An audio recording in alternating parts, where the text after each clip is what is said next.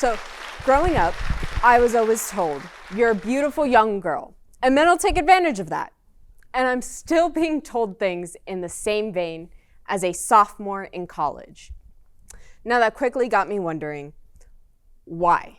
Why is that pressure always put on the women and not the men when we know that they are more often perpetrators than women are? Which brings me to how I got involved with an organization so specific like PACT. PACT stands for the Peer Advisory Council on Title IX, and I lead the Masculinity's What You Make It campaign, which helped me think, how do we engage men in conversations surrounding sexual violence? As a student leader in this org, I have to think of new and creative ways, which is how I try and engage men in these conversations. Men often think that it is a women's issue. It's not. And we have to figure out how we can do this. How can we talk to an audience that is so often turned off by the topics of sexual violence? So this is how we do it. We consider two things. One, you cannot, and I repeat, cannot frame sexual violence as a women's issue. First of all, it leaves out male survivors. Second of all, you can't do culture shifts if it's one-sided. Leaving men out leaves the vital population in creating cultures of consent. Second, you have to understand that men have an equal voice in this conversation. If you leave men out of the table, they won't listen to you. And they won't listen to the important messages of creating cultures of consent. And these two things together create a really interesting kind of dynamic, because these foundations of programming around sexual violence prevent you from blaming someone for something that they have done. You cannot blame men for sexual violence and then expect them to listen to you. It's just not going to happen. So, with that being said, we have some important statistics. I have helped put on various programs with my time at Stetson and with my time at PACT. And we have these statistics, and before I even get into them, I want to say a few things about them. They are campus-wide and demographic related. We'll get into more of that later. However, they are Stetson-specific, so this might not apply to every single institution. But now let's get into it. In the academic year of 2021, we facilitated a campus-wide survey in which we had 70 student respondents. 81% of them felt confident in being able to use active bystander intervention to prevent sexual violence. And 94% of them felt confident in their applications of consent. Now, we redid that survey in 2022, and here was our results.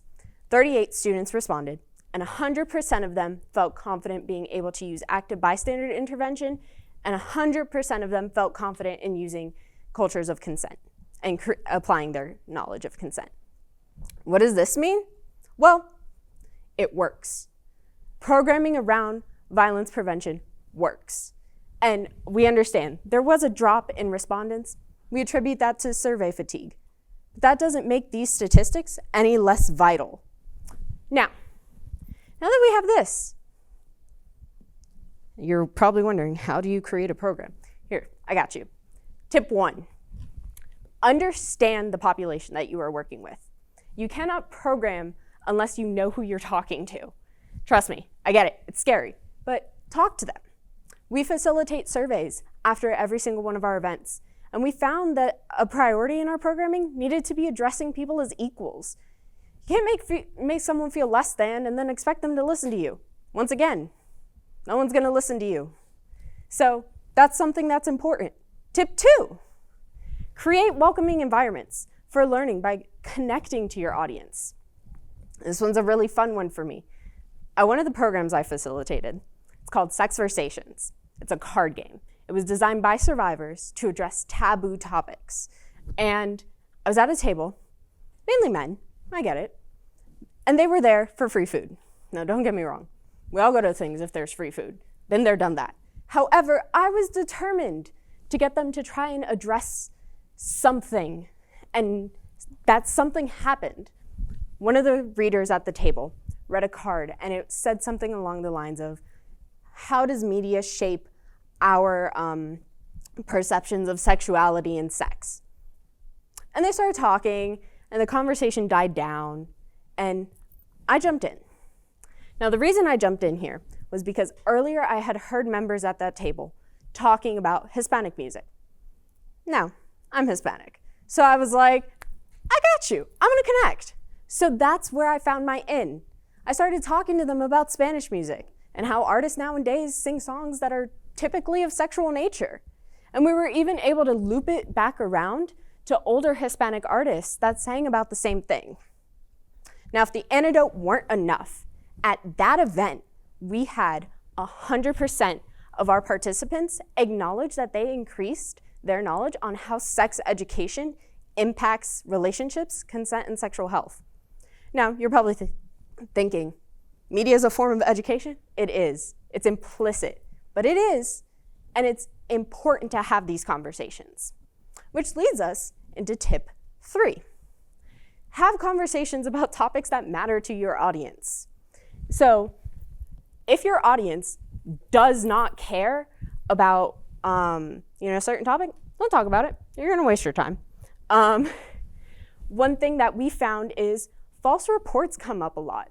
One day, I was tabling with my supervisor, and we were outside, and we had people coming up and leaving the table with information, and we had a male student, ask us about false reports. And we had a great conversation with him. We were able to teach him that, in fact, false reports barely ever happen. In fact, it's probably less than 2%. And we were able to get him to kind of question his beliefs about false reports because he thought they were this rampant thing, and they really aren't. Which leads us into tip 4. So tip 4 is exploring new approaches that spark to learning and conversations. So PACT, as well as me, designs new media-based approaches.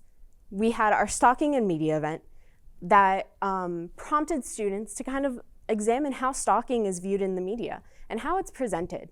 It's often perpetrated in a, dark, gloomy corner. It's really not. It's not. It's most likely someone you know. And our stalking and media event challenged those ideals. And then I recently designed, our stalking and media event actually had 100% of our participants that felt they increased their knowledge on identifying stalking behaviors. And then I recently designed our newest installment of our media series that was all about the Marvel Cinematic Universe. Now, the Marvel Cinematic Universe is huge. We could talk about it for years. But the men in that room at that event connected, and they actually started challenging their ideas. I saw it in their eyes. I was looking around, talking to them, trying to get them to question it. And not everyone spoke, and that's okay. Sometimes to learn, you're silent. But that Marvel and Media event connected with our audience in a new and unique way that hadn't been done before. All this to say, creating cultures of consent are challenging. It's not an overnight process, and it never will be. But you cannot create cultures of consent when you leave out such a vital audience as men.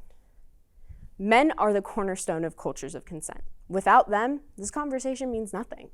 So I want to implore you all to think, how do I create a culture of consent in my day-to-day life? The work has only begun, and it does not stop tonight. And I thank all of you for your work and your part in creating a culture of consent on this campus and in this world. Thank you.